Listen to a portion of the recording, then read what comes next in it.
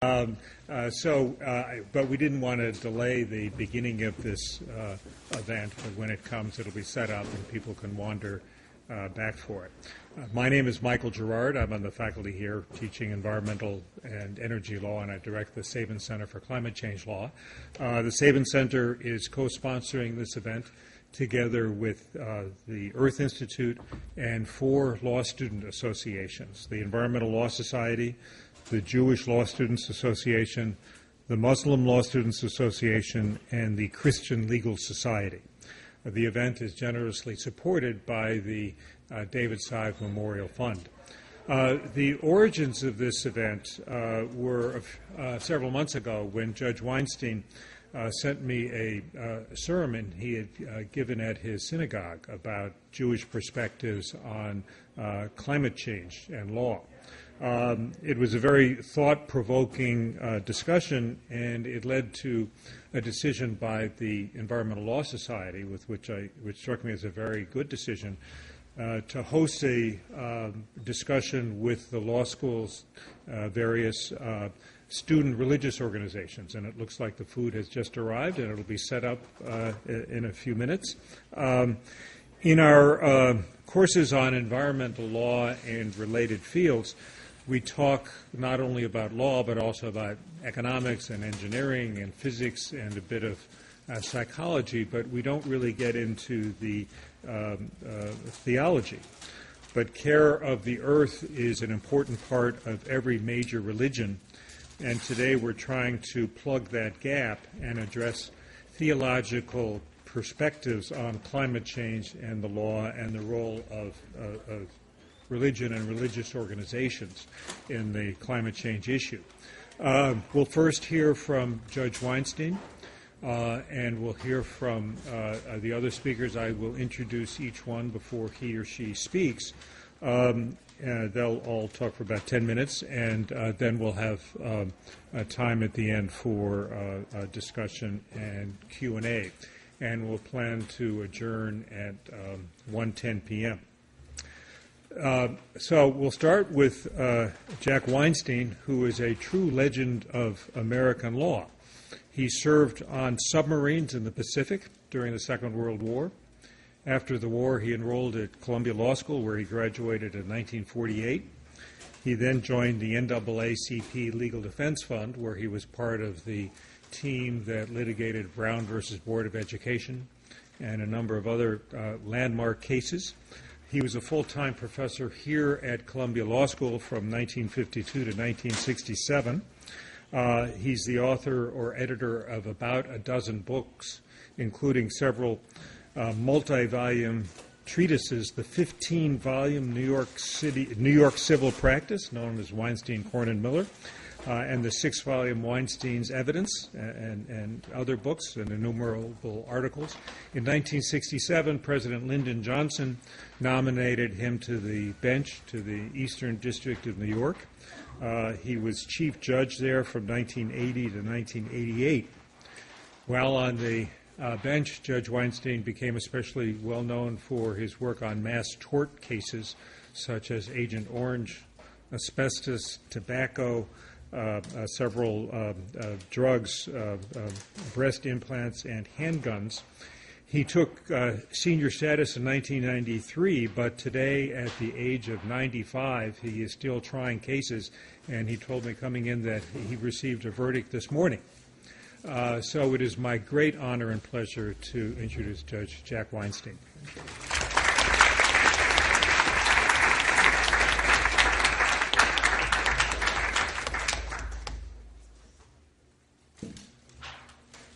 It's so pleasant to be back in this lecture hall for almost 50 years as a member of the faculty and then as a part-time, half-time teacher.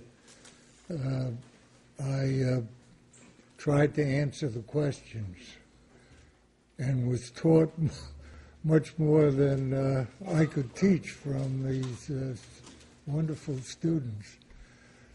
I don't have any of your cards, unfortunately, today, so I can't call on you. And I don't plan to say very much. I have that sermon that I delivered. Any of you who want to see it can write to me at the court, and I'll send you a copy. But I think this is quite an important conference. Theological perspectives on climate change and the law. And I think it's particularly important because unless a large part of our population insists on making the changes in our ways of life, in this country and in other countries, there will be no saving of the earth. And a large part of New York and other places in this country, a large part of our littoral, involving some 60 million, will be lost. So it is essential, it seems to me, to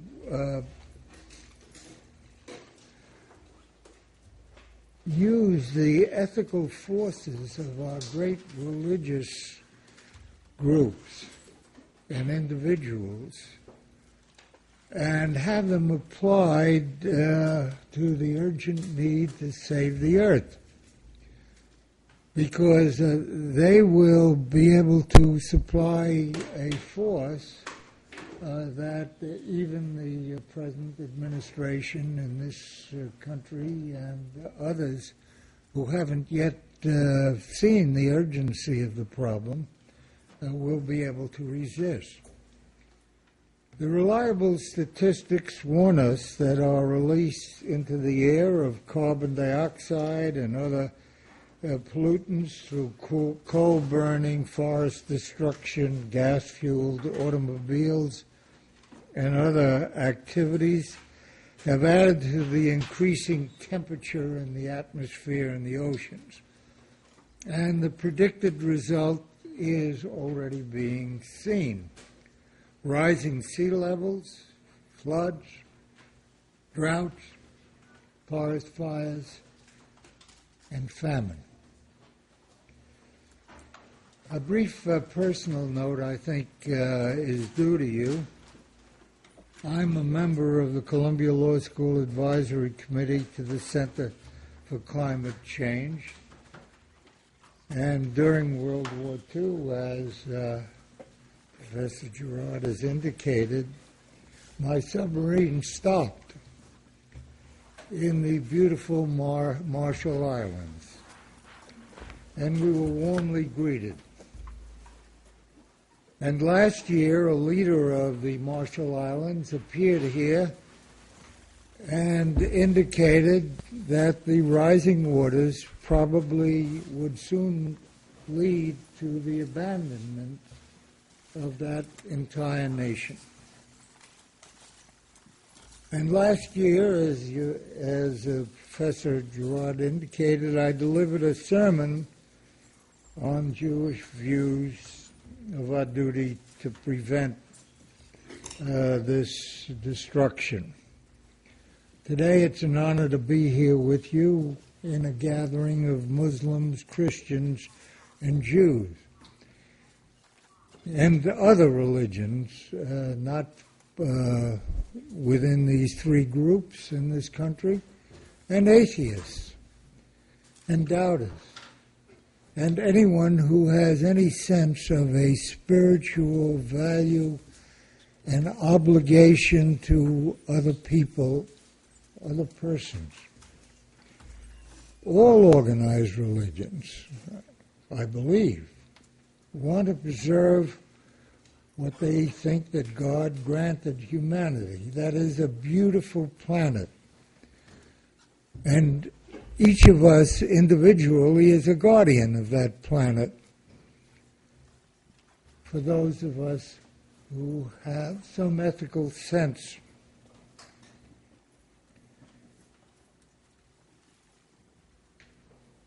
Built into our genes is an insistent drive shared by all living things, and that is the preservation of the species and of progeny. We protect our posterity as humans by protecting their environment. And here in the city, crossing the Great Brooklyn Bridge, I was reminded again of what Walt Whitman said more than 100 years ago on the ferry, or rode on a ferry passing from Brooklyn to Manhattan. 100 years hence, or even so many 100 years hence, others will enjoy the sunset, the pouring in of the flood tide, the falling back of the sea of the ebb tide, and the great beauty that we see in New York and elsewhere in our lives, and that we want to protect not only for ourselves, but for those who will come after. Obtaining the necessary scientific studies, as is obvious, from the great dispute that's now going on in this country with respect to the validity of the scientific studies to date, minimizing the human stress that will undoubtedly follow from these vast changes on Earth that will come about whatever we can do. And the enormous demands on our economy will require a sophisticated, sustained effort by the United States and every other nation. And every one of our institutions, and particularly the religious institutions in this country, which have such enormous weight and influence, are going to be needed in that joint enterprise.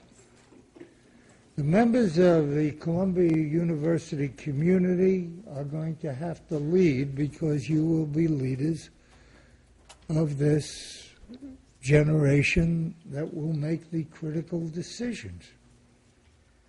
You'll have to be leaders in explaining to the hundreds of millions of our citizens what's involved. You'll have to be leaders in making the critical decisions on how to act, what protections are required, what expenditures are required. There'll be many times the expenditures on the Manhattan Project that led to the atomic bomb that I remember that Columbia was engaged in during World War II to protect the world's environment. And no country and no individual is an island in this important, vital enterprise. Our descendants are going to either flourish or have dreadful lives. Wars over food, wars over water, wars over air, which are already beginning in Africa and elsewhere, unless we begin to do the job now. So I'm delighted to be here and to serve under our distinguished chairman, who has two books, I notice, out in the group of great books written by the faculty here, including one on sinking islands and what to do about them. So the question is, how will we go about saving the world? Literally saving the world. And how will religion help us? And I have my sermon. If any of you want copies, as I say, I'll give it to you, but I'm more interested in hearing from our distinguished Rabbi and representative of the Muslim faith, who will tell me about their views. Thank you very much for inviting me.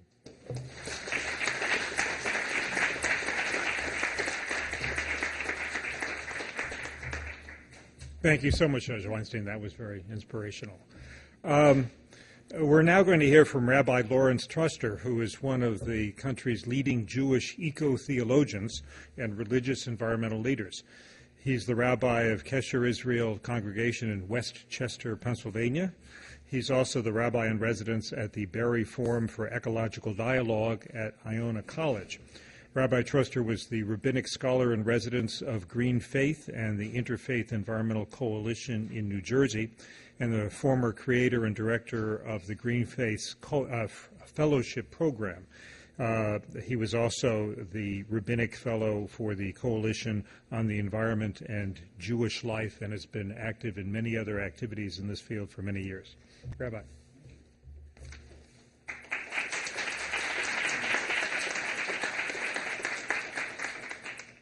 So thank you for inviting me. It's a great honor to be here. From my work with GreenFaith over many years, one of the things that we know, both historically as well as today, is that religious communities can be great engines of social change. That's because the communities can shape action around the values that are central to who they are as people of faith. Now, in the Jewish tradition, classically, the idea of God's interaction with the world, what is called divine providence or divine action, is focused around three classical ideas which are found in the Jewish liturgy, namely creation, revelation, and redemption. And in the 20th century, most Jewish theological work was done around the categories of revelation and redemption. Redemption especially coalesced around the idea of what is called tikkun olam, which some of you may have heard of, the idea that we as human beings are responsible for repairing or healing the earth. Sometimes it's expressed as a partnership with God. What I've done is to focus, I've worked on all three of those, but I've tended to focus a lot on the notion of creation theology, which is not the same as creationism, by the way. Creation theology is trying to understand our relationship to creation and also with God. Religion came late to the environmental world. Environmentalism in the United States began with Rachel Carson, book Silent Spring in the early 60s, and it wasn't until the late 60s, early 70s that theologians, Jewish and Christian, began to try and respond to the environmental crisis at the time because of the popularity of Earth Day and also because of some attacks on Western religion that said that the environmental crisis was due to the Western religious attitude towards the earth. So there was what you might call an apologetic response. But religious communities didn't really not get organized as communities, some in the mid-'80s, but really in the early 90s. And numerous denominational as well as interfaith organizations like GreenFaith, like Interfaith Power and Light, got started in the early 90s. And these groups are very active today. They were one of the religious communities were one of the key elements of the People's Climate March here in New York several years ago, and are also taking a major lead in the new People's Climate March, which is on April 29th in Washington. So if you can go to Washington on April 29th, there is a major action being done. And these actions of the religious communities have focused a lot on the idea of justice. And this is where it connects to Tikkun Olam, that the effects of climate change have a disproportionate effect upon communities of color and lower income communities, and that they have not enjoyed the benefits of the carbon economy. So the famous statistic is that 20% of the world has been using up 80% of the resources, producing 80% of the greenhouse gases. And Judge Weinstein mentions the Marshall Islands. I had met the former ambassador to the United Nations some 10 years ago from the South Pacific island of Tuvalu, which I'd never heard of. And Tuvalu is also one of those island nations that is going to disappear, even though they've lived there for 3,000 years. And no nation up until this point will allow them, give them a piece of territory to maintain their community and culture. And that is unjust. I mean, that's just one example of many. So what have I tried to do as a Jewish theologian to try and integrate eco-theological or environmental ideas into the classic categories? And I'm not going to talk about Revelation today, but in terms of creation, I feel that there is not a single voice.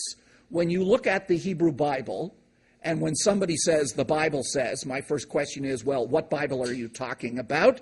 There are, in fact, 4 or 5 different Bibles. There's the Hebrew Bible, there's the Jewish Greek Bible, there's the Catholic Bible, the Protestant Bible, the Eastern Orthodox Bible, and each Bible is not a book, but a library in which there are many, many voices that have been put there, and they date over almost, in the Hebrew Bible, almost a millennium of voices. So my own studies have shown in our relationship to creation, there are, in fact, at least 5 different voices.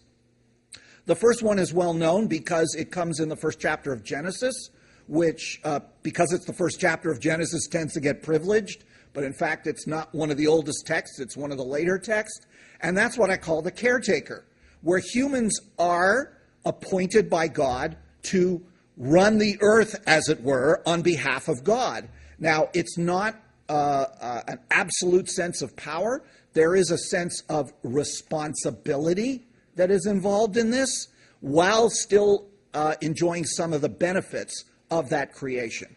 So that's voice number 1. And it's also found in other texts as well. Voice number 2 is what I call the farmer, and is found in the second creation story in Genesis, which is chapter 2, the famous story of Adam and Eve in the Garden of Eden.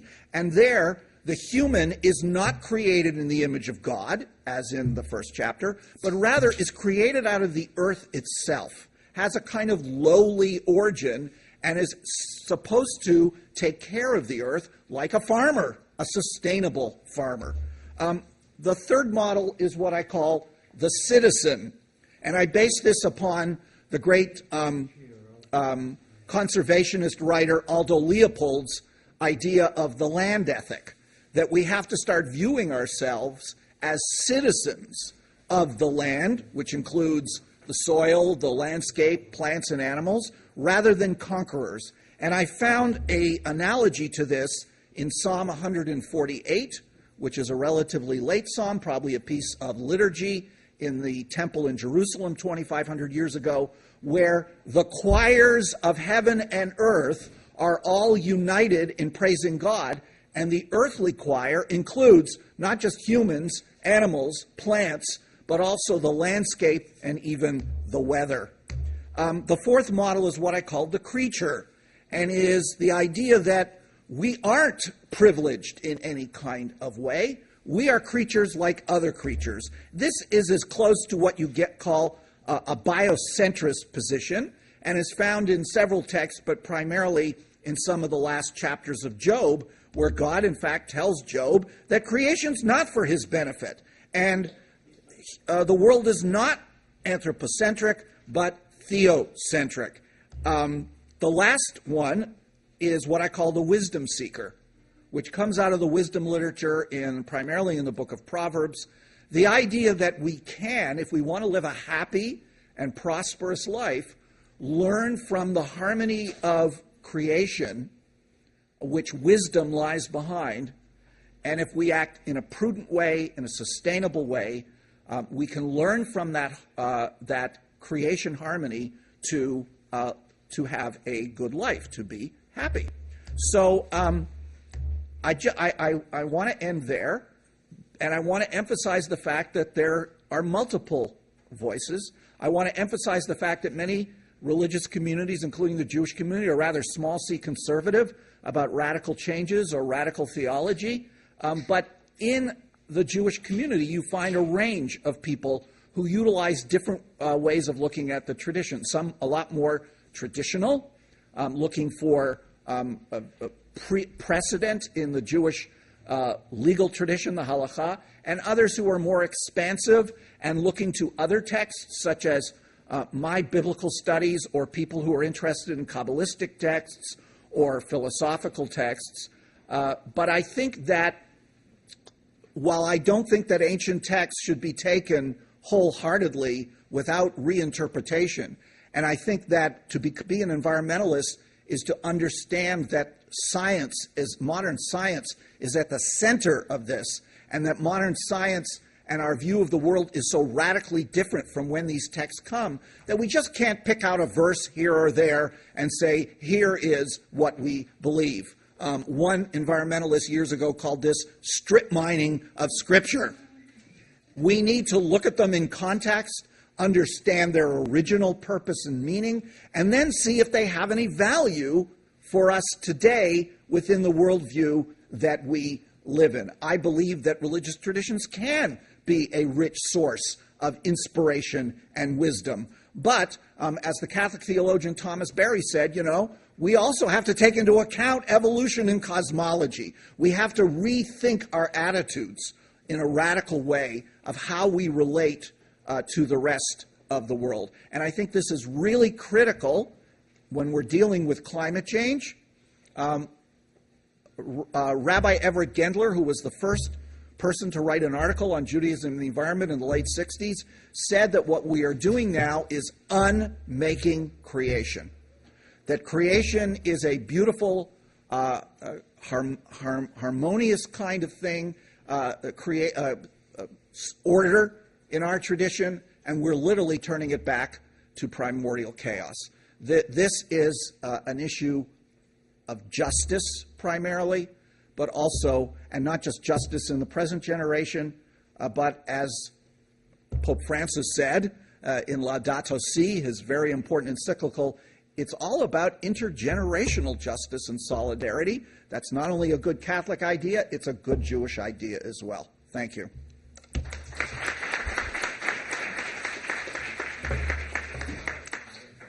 Thank you very much, Rabbi. Our next speaker is Dr. Erin Lothes. She's an associate professor of theology at the College of St. Elizabeth. Previously, she was a postdoctorate fellow here at the Earth Institute, and while here she examined the motivations driving environmental advocacy in American congregations. She's the author of 2 books, Inspired Sustainability, Planting Seeds for Action, and The Paradox of Christian Sacrifice, The Loss of Self, The Gift of Self. She holds a PhD in systematic theology from Fordham University, a master's in theology from Boston College, and a bachelor's from Princeton. She's the editor of Light for a New Day, Interfaith Essays on Energy Ethics, and lead author of Catholic Energy Ethics for the 21st Century.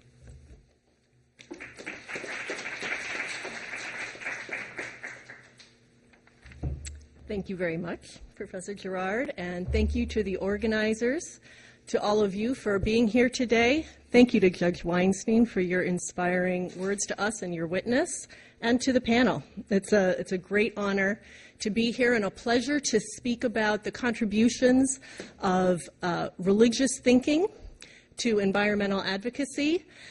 Specifically, I will speak from the Christian tradition and especially from the Catholic tradition, but as Rabbi Troster has said, This is a work drawing on multiple faiths, multiple spiritualities. It is an interfaith effort and one that truly unites all people of the world. So my aim is to convey to you the incredible richness of sources, ethical theories, and traditions that are available to you as you articulate your own sense of rights, of justice, of moral obligations. There is no end to the background here. So what I'd like to do is speak briefly to some of these sources, the way they've developed and their current contributions, and the power that these are. So in terms of sources, I'll speak to scriptural, magisterial, Catholic social teaching, and what's developing into energy ethics. The scriptural foundations for Christianity are shared with Judaism, so I will leave it at that. We've shared the same issues in analyzing Genesis, in drawing on God's covenant as creator and a partner in history, calling people to co-creation. I would also mention the spiritual legacy of the Christian tradition, only highlighting St. Francis, who's viewed as the patron saint of ecology, who contributes a spirituality of praise and of fraternity with all creatures. These kinds of theological reflections on our relationship with God, with the creation, with one another, have been explored by hundreds and hundreds of theologians. So the theological commitment of Christianity to care for creation is exhaustively documented.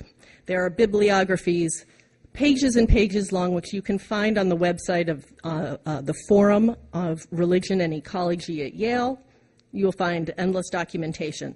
These speak to themes such as being co-creators, incarnation, God's commitment to the earth, a sacramental reverence for creation, and a commitment in solidarity because we are all created as brothers and sisters. So that's a theological, doctrinal emphasis that is available. Then we have the modern tradition of Catholic social teaching, which begins with commitment for the poor and the workers in the latter part of the 19th century, and continues through to a larger focus on international social justice, and in the latter 30 years with attention to environmental justice. Some view this as a third wave in Catholic social teaching, the expansion of focus on the poor, to justice and peace internationally, to understanding the role of the environment in securing peace and justice internationally. So magisterial concern from the Vatican begins as early as 1972, when the Vatican sent a delegation to the Stockholm Conference. There are documents that continue through highlights as the 1990 World Day of Peace message from Pope John Paul II, which is a wonderful document, which states, in 1990, today the environmental crisis has reached such proportions as to be the moral responsibility of everyone. So we've had that teaching for 27 years now. Building upon that, Pope Benedict emphasized our responsibility to creation and our need to carefully monitor our technology in Caritas in Veritate. And then, of course, Laudato Si from 2015 is the summit of Catholic social teaching on the environment. And in this, we see the doctrine of integral development, which is a hallmark of later Catholic social teaching, expand around the central concept of integral ecology, when ecology is seen as essential to justice, to human well-being, to the flourishing of peoples, and to the promotion of peace. So we see what some have called a thicker humanism, that protecting our humanistic values requires integrating ecological concerns and expanding our notion of solidarity into the future, emphasizing this idea of intergenerational justice. So to just mention a few key ideas that Laudato Si emphasizes is that of ecological debt, emphasizing the obligation of wealthy nations to compensate and redress the excess emissions that they have released and the environmental toxins that they have contributed in disproportionate numbers, causing that excess impact on the most vulnerable in the global south in low-lying lands. Laudato Si states that we must replace fossil fuels progressively without delay, that there is an urgent need to create policies that will reduce our dependence on destructive fossil fuels.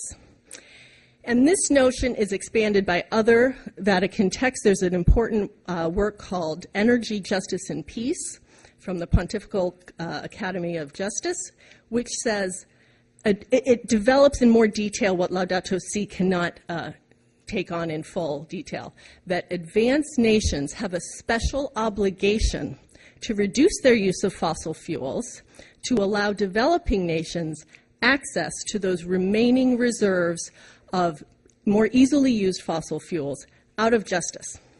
That advanced nations that have the greater technological capacity, that have the greater capacity for investment, should restrain their use, convert to renewable energy, share that technology, and view this as a commitment of solidarity because of their unequal benefit from the development they've already occurred.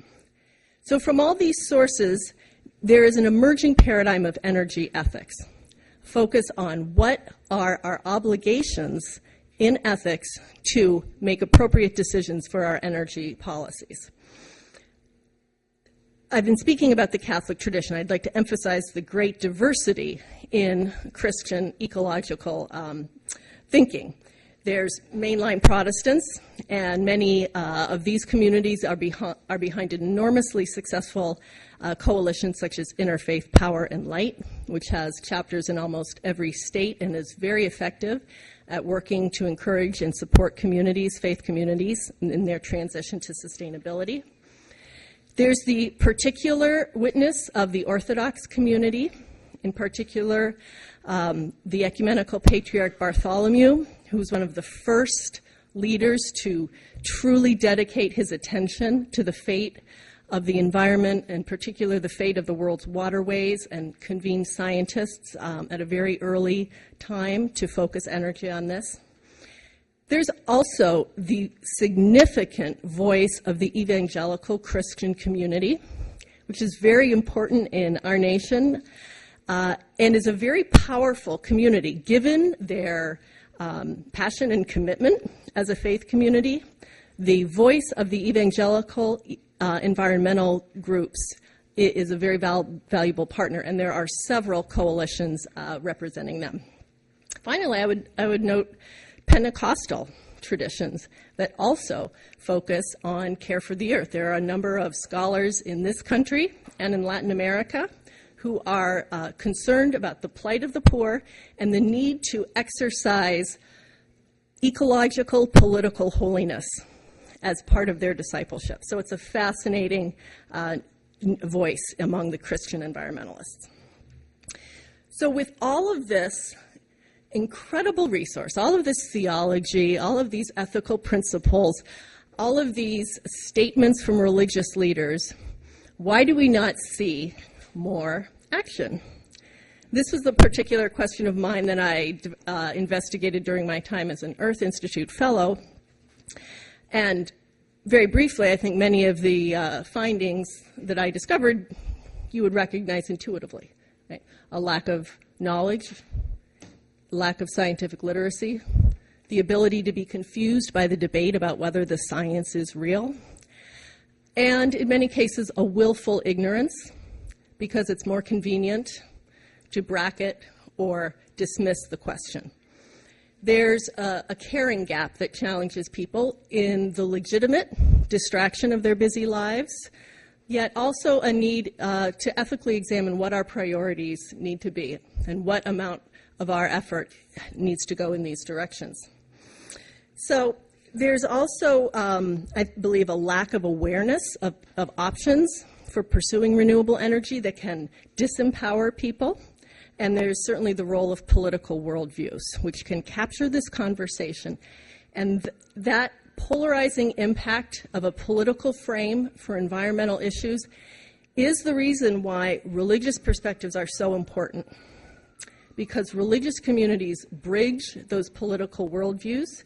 They enable people to access more fundamental values that unite them and moral obligations that inspire them rather than distract them into partisan bickering over particular policies.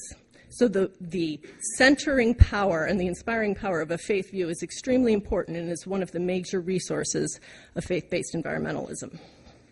So I'd like to suggest that the contribution of faith groups is theological spiritualities, a series of dense ethical theories, environmental ethics, great bodies of environmental ethics, resource ethics, human rights theories, virtue ethics. And these are traditions that are available for all of you as scholars to draw upon as you perhaps try to articulate how mineral rights interact with human rights. How do we negotiate and mediate those conflicts? What are the bodies of research that articulate the centrality of human rights and the power of solidarity?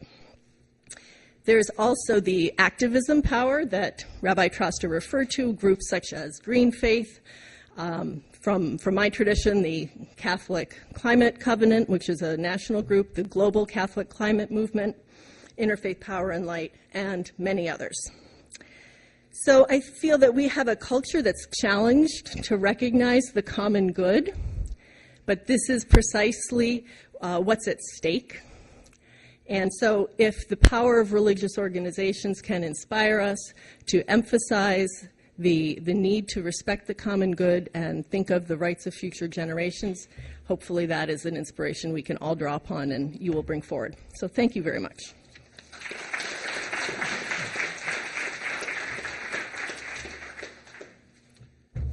Thank you very much. It's now my pleasure to call upon Ibrahim Abdul-Matin, who is the author of Deen, What Islam Teaches About Protecting the Planet. He's a contributor to All American, 45 American Men on Being Muslim. He's a former sustainability policy advisor to New York Mayor Michael Bloomberg and founder of the Brooklyn Academy for Science and the Environment. He's blogged since 2004 as the Brooklyn Bedouin and has appeared on Fox News and many other television programs. He's written for the Washington Post, CNN.com, The Daily Beast, and others, and he was honored in 2013 by NBC's one of its programs as one of 100 African Americans making history today. Thank you. How's everybody doing? Yeah? You sure about that? So this is a interesting moment to have this conversation because we are at a moment when it seems as though we had made a lot of progress around environmental issues and around putting that as a priority, and now we're seeing like we have to pull back a bit, we have to reorganize ourselves. So I think it's appropriate to sort of ground ourselves in where do our faith communities sit within the question of climate change. So I want to dive in right there, if that's okay with you guys. There is a part in the Quran that says, corruption has appeared on the land and in the sea because of what the hands of humans have wrought. This is in order that we give them a taste of the consequences of their misdeeds, and perhaps they will turn to the path of right guidance. So that's 30:41 in the Quran. And many scholars have interpreted this term corruption to mean pollution. And so across the globe, so there's an understanding from the Quranic perspective that human action can cause poisoning of the natural world. And I think that's a very important place to start from, because it's not as though it's, some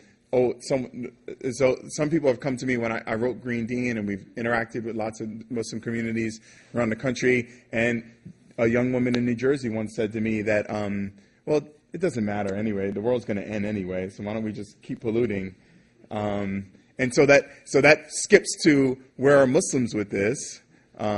We are just as diverse in our spectrum of understanding and action as every other religious community, where there's a lot of work that needs to be done and a lot of education that needs to be done, and rethinking and relooking at a lot of the traditional texts to understand them for this particular moment. Because I think that there's one of the things that you'll, for all of these faiths and all these traditions, there's a huge scholarly tradition of being able to read a text and understand the context that it was written in, which I'm glad you mentioned that, and also understand the dynamics that was happening at the time, but then peel back and say, and if you assume that there's almost infinite meanings within some of these texts, and that in each particular moment in time, there's something that we can glean from them that can add value to that particular moment. So from that perspective, if you're reading this in 1400, probably has a different context than you're reading it in 2017. So in 2017, I understand this meaning that we have a lot of work to do, and that we've been poisoning the planet.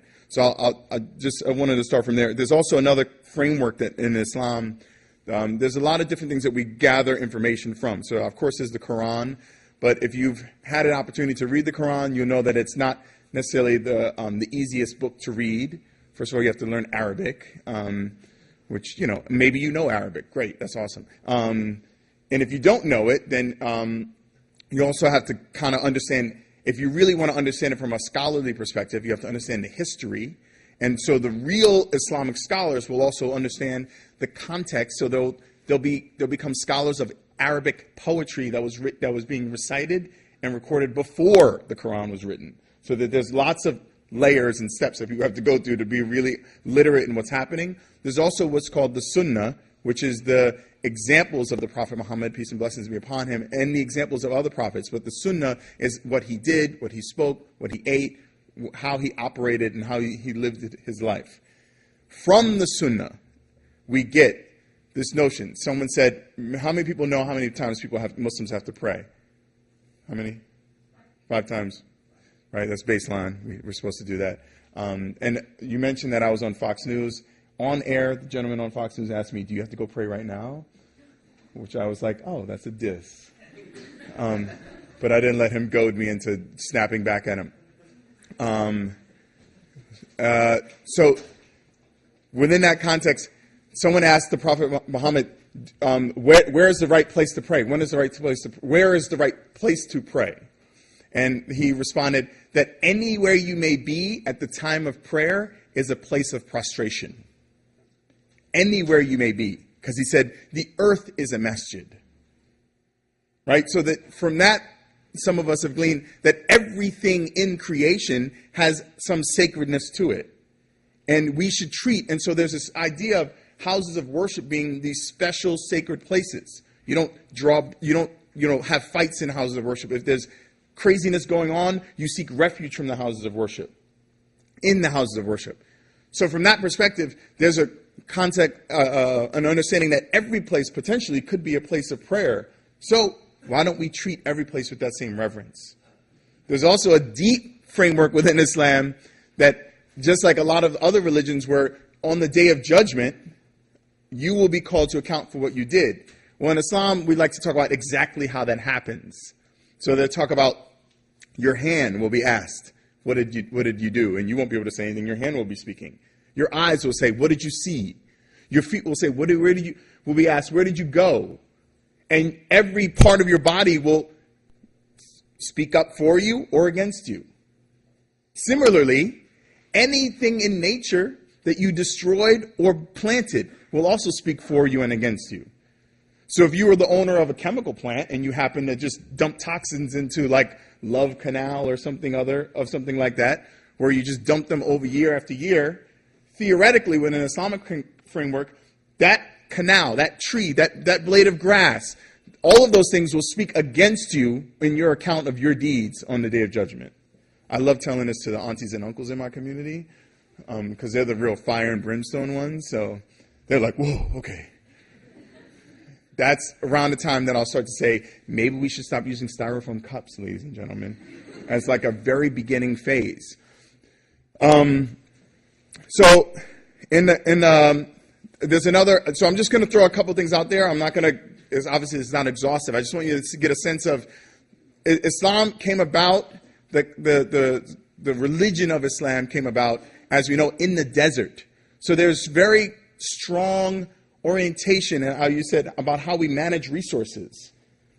So water in particular, there's a strong ethic within Islam. This is Sharia law, actually. So just by the way, Sharia law. When people are mentioning Sharia law, you cannot charge people for superfluous water according to Sharia law. Saddam Hussein never charged people for water. Not to say that he was a great guy, because he wasn't. He was an evil guy. But the ethic of Islam that existed, that he was conducting himself within, meant that water was a right that human beings had. There's a famous hadith, which is one of the Sunnah, where a person gave water to a dog, a mangy dog. And it was said that person would go to paradise, go to heaven, because they gave water to a dog. All creatures have actually a right to water. So we have a responsibility to protect the water and make sure that it's to everyone, which is a blessing. I work for the city's Department of Environmental Protection. One of the things that I'm very proud of in New York City is that we don't turn off people's water. We're not a place that does that. And that's very much a principle within Islam, is that everyone has a right. You can't hinder anyone's right to access to water. Another thing, when you think about climate change, we think about energy. I often note this, and this is not, and I'm not an imam or of any type, but I often note that there is no part in the Quran that speaks about oil or coal. But the Quran does tell you to use the wind to push your sails. Right? It does tell you it does orient you around when the sun is around. It tells you to use the power of the sun. So, as someone from Interfaith Power and Light in D.C., I forget his name, but he said to me once, we need to focus on energy from heaven versus energy from hell. And the framework there is the extractive technologies from the ground, oil and coal, that are polluting our world, that are contributing to this corruption, that's not actually in our text. That's actually something that we need to move forward from. Now, the final point I'll make is the larger, bigger point, is some more of the existential point that I think I would love to impress upon you and all of us and to remind us of, is that to get to the point where we need to extract, where we have an economy that extracts from the ground, it means that we want more than what we have, and we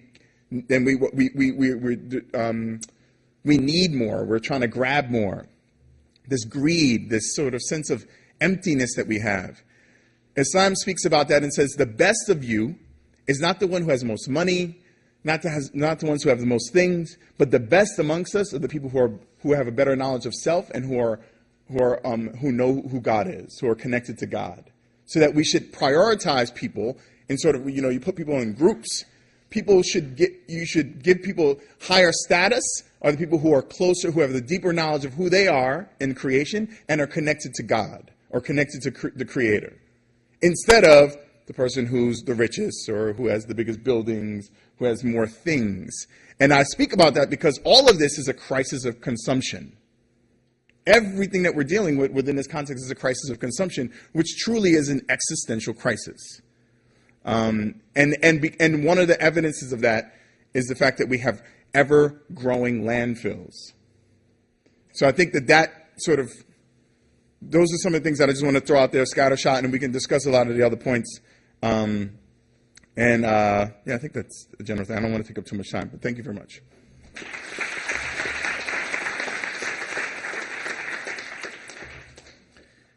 Thank you so much. We only have about 5 minutes, so there's one question I'd like to put to each of the panelists, and if you could just address it briefly. Is there, and should there be, a way to motivate or induce the congregations from your different traditions to advance the ideas that we've heard today into the policy sphere so that governmental policy reflects more closely the kind of values and views that you've each talked about? One of you like to start? I think you wrote a book that relates to some of these things, so I'll call on you if I may. Well, that's a challenging question. I don't know if I knew this. Because politics divides communities and people's environmental beliefs strongly model their political beliefs. So despite what their religious convictions or religious identities are, there is this underlying fault line related to their politics. What I hope people can do is focus on the values, the commitments that these religious texts put forward, that documents like Laudato Si emphasize the need for solidarity, the need for intergenerational justice, the unacceptability of environmental racism, the unacceptability of perpetuating a destructive system into the future, and inviting people to say, what then can we do? What then should we bring forward? So I think people will always advocate individually. People will always have unique approaches to what they think are effective policies, whether they prefer very local action, whether they focus on international coordination, which is, of course, also essential. But to encourage the dialogue to begin out of a place of values and of common vision so that people are united in what they know is important and what we need to see happen, and not let them off the hook, and not say, this doesn't belong to our spirituality, this does not belong to our congregational life. We have to recognize that it absolutely does. It's part of our religious identity to care for the neighbor as ourselves, even if that neighbor is across the world in a sinking island. They're nonetheless a neighbor, and how do we enact that as part of our community life? I want to just add that I always advocate that congregations try and create interfaith coalitions, and to go to their representatives, to go to their senators as an interfaith delegation. It's a lot more powerful when you get 4 or 5 faith leaders walking into a House of Representatives, and you say, we're all in agreement on this. I've seen this actually happen, and there are groups that have gone across the country to go to each member of the House of Representatives, Senate, even if they are climate deniers, and say, hey, here's what the religious traditions say. They can't ignore that, and they should be not let off the hook. And what they came out of a lot, what I heard is that a number of people representatives, especially in the House, who publicly proclaim that they are climate deniers, in fact, they are not, but they feel politically they have to appear to be. So we shouldn't let them off the hook, even if we know that we're not going to change their public mind immediately. We should say, you claim that people of faith in this country are important? Well, here we are, and this is what we believe. What are you going to do about it? I'll say this very briefly, that as someone who works in government, I do have skepticism about the power of government and about how fast government can act. So there are, the Muslim community in the United States in particular is the second highest educated religious community in the United States, but also the most diverse religious community in the United States. Around the globe, places like Indonesia, Malaysia, the Muslim community is rising faster, has more young people than any other community on the globe. So I think really the focus that I have and many others have is on the market side of the conversation, is how do we transform our relationship to sort of the accumulation of things, and where is there value in finding value in the waste stream. So people talk about the supply chain, well, what about the removal chain? And I think that if we can engage younger groups within the congregations on where they can find opportunity within this process, within this transition from an extractive economy to a regenerative one, then I think you'll start to see governments follow with the right regulations in some way. So this is a multi-faceted approach, that there's got to be, all these things have to happen at the same time, but I do think you need a strong way for young people to see opportunity within transformation and regeneration. If I might follow on that very quickly, to the notion that government action can be slow, yet there is a powerful way for faith communities to take action in the public sphere. Outside of that, through the power of consumption, I would lift up the example of the recent divestment by the Islamic Society of North America, yep, which is a leading, they're the first group to do so widely in the United States. Others have, but that was a large commitment by a sizable coalition. And I'll just say, there's the Emirate of Sharjah, which is this small little emirate next to Dubai. They use more plastic bottles than any other entity on the planet Earth because they have they have very little water there. They've made a commitment that they were going to transition to zero waste, which meant that they're taking plastic bottles and turning it into clothing, right? When you say to people who are young adherents to a faith, this is aligned with your values, and you can make a little bit of money on it on the side as well, I think you have a powerful argument there, as opposed to just saying this is going to be really good and God's going to like it. I think we have to figure out a really healthy way to find a balance, and then to have the government or the entities that are in charge supporting that. I think that then there's a powerful formula there. I can tell you my own congregation did a retrofit of its heating and air conditioning and replaced almost all the light bulbs with LEDs. And this was done both for sustainability reasons, but also for cost. We're saving $12,000 a year on our energy costs. As lawyers, our job is to make primarily the power structure move in a way that we think is appropriate. And that power structure in this country is primarily in government.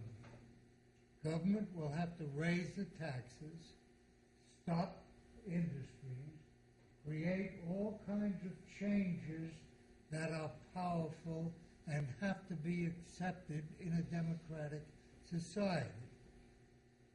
There can be a great deal done on an individual basis.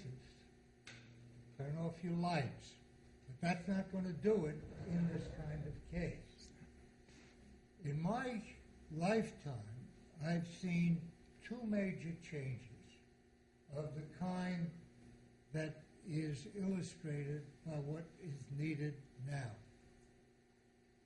One was in connection with Brown v. Board of Education, when the people of this country, after World War II, essentially said, we will not put up with this segregation and abuse of African Americans.